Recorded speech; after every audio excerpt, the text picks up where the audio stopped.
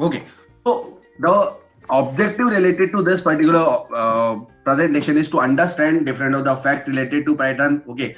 Uh, Learn different of the applications of Python. What are the different data structures available in the Python? Data types. Okay. The basic programming concept in a nutshell way, I can say that we are going to understand the basic programming concepts available in the domain of the Python. Okay. So the first thing which comes in our mind is that what actually the Python is. Python is basically a scripting language. Okay. What does that particular means? Okay. Like you have understand different of the fact related to other languages like C, C++, Java and all. Okay. So there are two type of programming that you have gone through mostly. One is your functional programming, or you can say the modular programming, that is C type of language, and then there is an object oriented language. Okay. What are the problem associated with those particular languages? First we discuss that particular thing. Okay, like as you have seen, ma'am defined different of the characteristics related to data, different of the techniques which are available in the machine learning domains. Okay, so why people are not adopted Java or C or C++ type of language for the implementation of data analytics, data science, machine learning type of concept? That question should be in your mind first. Okay, so why people are adopting Python? Okay, why they are not adopting the previous languages or previous set of languages which are actually available in the domain of IT? Okay, so that is the question. So agar aap bolo कि like if I'm saying that okay, we are using Python for data science, we are not considering Java or kind of languages. Okay, so what is the reason behind that? Okay, let's understand this particular thing in a little bit different way. Okay, so there is a concept called big data nowadays. How many of you know about the big data? Anyone? Anyone who knows about the big data wants to say something?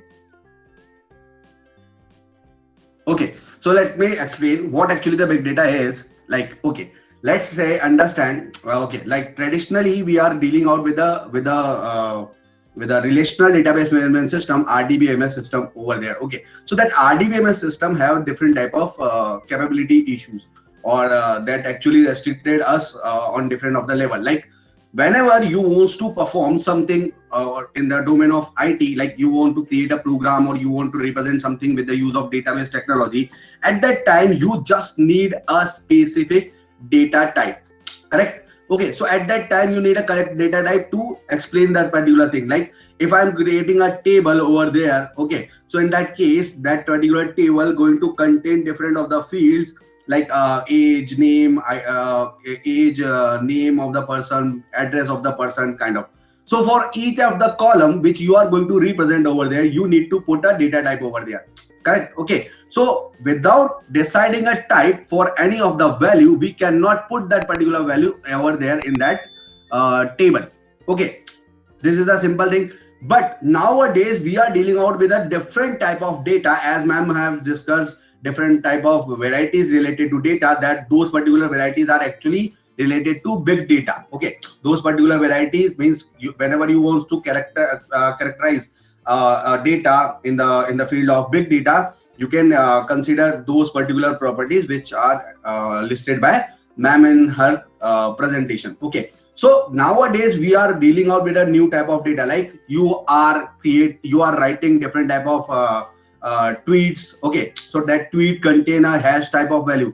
Okay, now a normal text do not contain any type of special value mostly. Okay, so that particular type of value is going to be considered in some another way. Okay, next, if we are talking about different type of social sites like your Facebook and all. Okay, so they are actually generating a different type of data, like comments are there, images are there, or videos are there. Okay, so now if I want to analyze something related, means my motive is to analyze something for Facebook. Okay, so I am going to use that traditional programming, support of that traditional programming language. Okay, like any of your language like Java and all. Okay, and I'm creating a data with the use of your traditional SQL structure. So in that case, I just need to store those particular type of data values in a specific column.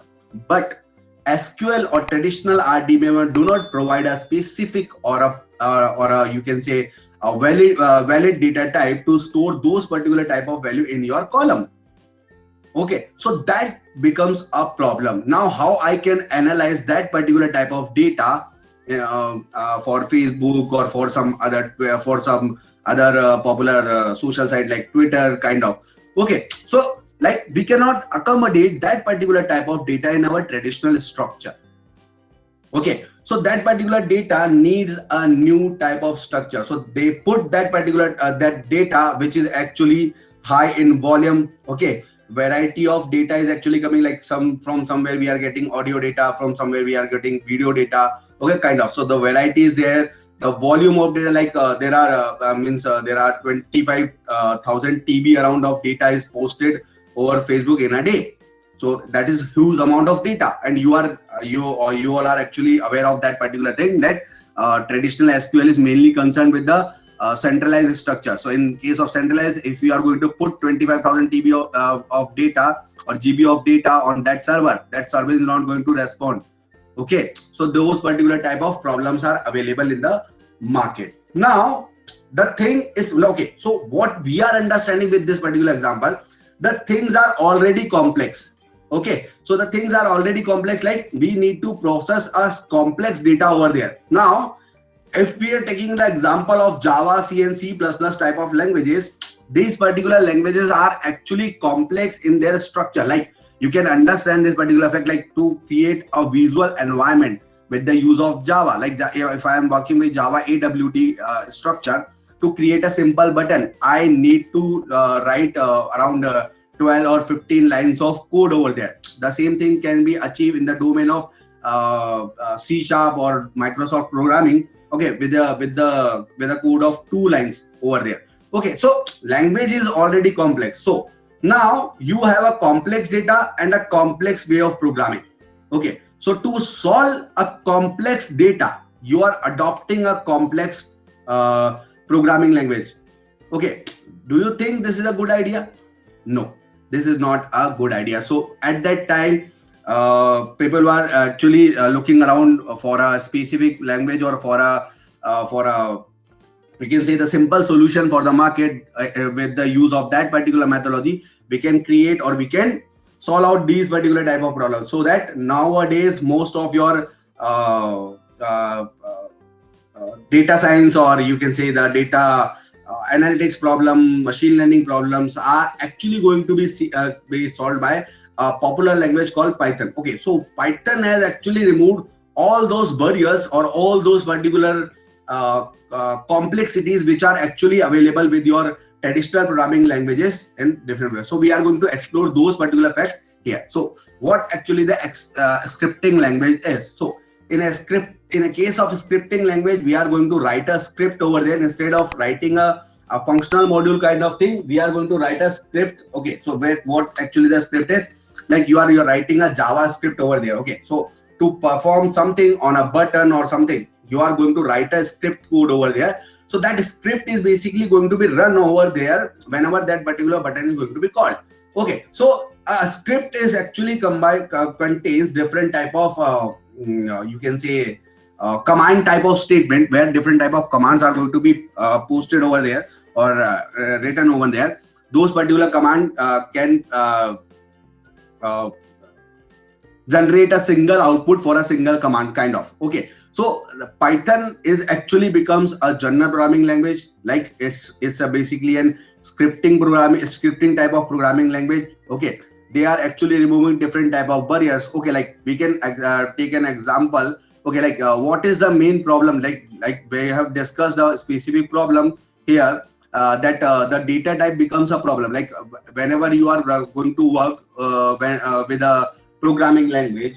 Okay, so the main thing which is in concern is the data type. Okay, what different type of data types are provided by your languages like Java and all. Okay, so at that time this becomes a problem. Like we are storing a specific value in an integer variable. Now if I want to handle out different type of floating point values, I need to create a float variables. Okay, at that time I need to declare out the things like I need to create a variable to store a specific type of value. But in case of Python, you are not going to deal out with all these things. Okay, so we'll understand those particular facts. Okay, so it's a scripting language. Then this is basically an interpreted language. Interpreted means like you just are going to like in case of many of the languages, like you need to compile the program. Okay, then that particular compilation part is going to create an intermediate file, and then you need to perform the interpretation steps. Like in Java, you need to perform 2 steps to run a specific program. But in case of Python, you just need to write a specific code over there. Okay, that is going to be compiled and interpreted directly, and you can see the output over there on your screen. So that interpretation makes this language interactive for the user. So the main point or main concept or the main benefit of using Python kind of language is the interactiveness that is actually associated with your Python concept over there. Okay, so who are actually using Python? Most of your popular industry, popular name available in the market like Google, Dropbox, Netflix, okay, BitTorrent, all are actually using the Python for performing different of the tasks, or they're like Google is actually using for their searching pattern. They are actually creating different type of codes or their different type of logic with the use of Python programming over there. Raspberry Pi, you have heard about this particular term. Okay, that is a board. Okay, whenever you are working with an embedded system concept, so the Python is the best or suitable language over there. Like before this, C was the language, or C++. They were actually using C and C++ to provide a embedded system support. Okay, like whenever you want to write a logic for a board or for an electronic circuit, at that time C was the preferable language. Okay, so we'll discuss that particular thing also, like why they were actually considering C and C++. Like Java is actually an object-oriented language. So whenever you want to handle out data related things, you are going to prefer Java at that time. But whenever you want to explore different type of facts related to your machinery, or you just want to create some embedded system programs. Okay, embedded system is where a firmware is available, like you are using a combination of a hardware and software concept. Okay, so that in that case you are going to write a some embedded program over there. So C is the suitable language at that place, because it have the capability to explore different type of facts related to your machine. Okay, so उस time पे C के पास ही वो particular capability थी, because of different of the features provided by the C programming language at that time. Like you are aware of those binary operators available in the like right shift, left shift kind of. Okay, then your different type of your concept of pointer is actually available to implement the memory concept over there. So these type of features are actually making your C programming as a suitable language for creating embedded system type of application. But nowadays people are adapting Python also. Okay, so these are some of the popular names which are available in the market who are actually using Python nowadays.